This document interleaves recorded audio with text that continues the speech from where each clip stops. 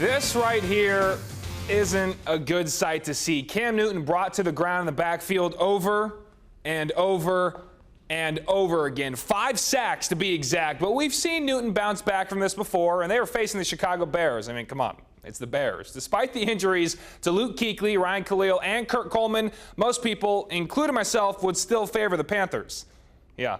Bad mistake. It's the #1 pick in 2011 facing the #2 pick in 2017. And while Mitch Trubisky didn't do much in this ball game, he didn't have to because of the Bears' defense. First drive for the Panthers, Cam Newton pitches over to Curtis Samuel, who can't hold on. There's a scramble for the loose ball, and the rookie Eddie Jackson scoops it, tight ropes the sideline, and speeds 75 yards for the touchdown. So jump ahead to the second quarter. Newton forcing this ball over to Kelvin Benjamin, tipped high in the air, and Jackson again, you've got to be kidding. This time intercepts the pass in stride, beats Newton, and goes 76 yards for the pick six. Jackson became the first player to score multiple defensive touchdowns of 75 yards or more in a game as the Bears go up 14-0. Trubisky only completed 4 of 7 passes for 107 yards, and his one shining moment was downfield to the former NC A&T Aggie Tariq Cohen, who nearly gets into the end zone on the 70-yard pass and catch. The Bears would convert a field goal off the possession. So with the clock winding down in the fourth,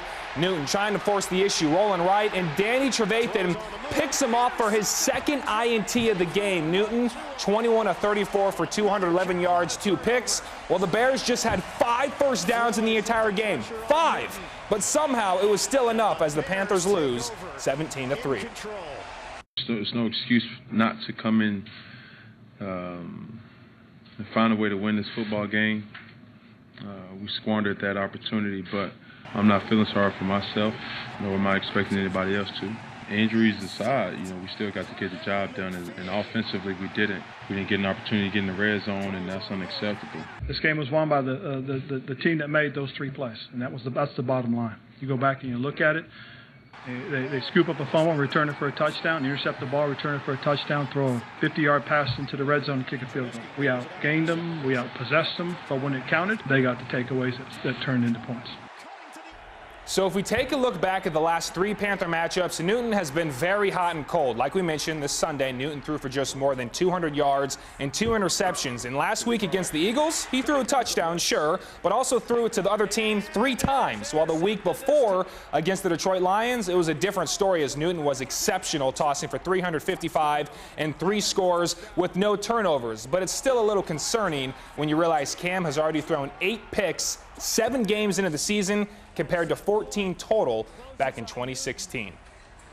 Are you sure about that? Rookie quarterback Brett Hundley making his first career start in place of the injured Aaron Rodgers. But when you see the Saints defense celebrating around a campfire, I'm not sure if this is accurate. See what I did there? A little foreshadowing for you.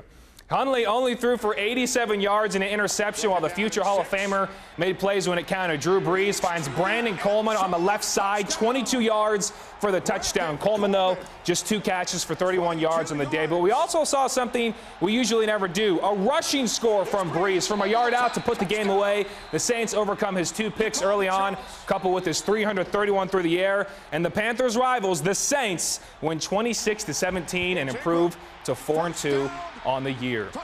When you're driving on the highway, don't be like these guys. Just take it slow. But if you have a need for speed, stick around, because after the break, we're headed to good old Kansas for the NASCAR playoffs and the race to 8. See who made the cut next.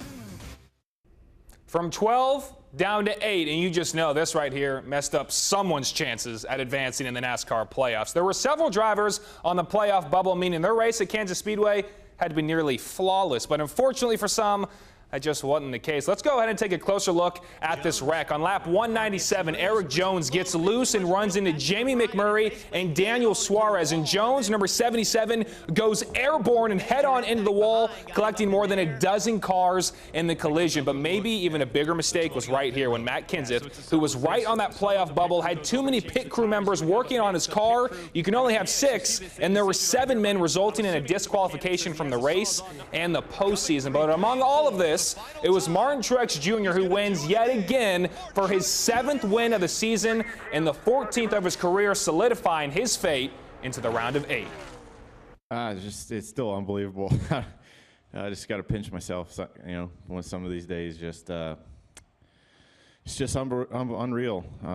Really proud of my team, really proud of everybody, and just a dream come true to drive for them and just do what we've done all season long. So today was a challenge for sure, with all the obstacles that we faced and all the adversity we had to deal with. You see those wrecks, and they don't look as bad on TV, but can you imagine going nearly 200 miles an hour and those guys just flying in the air? The sound of them alone Oh my is goodness, scary. it's crazy. At least they're all safe though, right? Now, they were going really fast, but they're still not changing as fast as our weather is going to. Luke asked me, he said, Tim, probably not should play golf tomorrow. I said, no, tomorrow, not the day to be holding metal things in the air. So Tuesday, that's fine, but Tuesday looks good. So go golfing. Okay. I'll shoot a 120 and we'll be good. Tim, we need you to go home and go to sleep because we're going to need you tomorrow.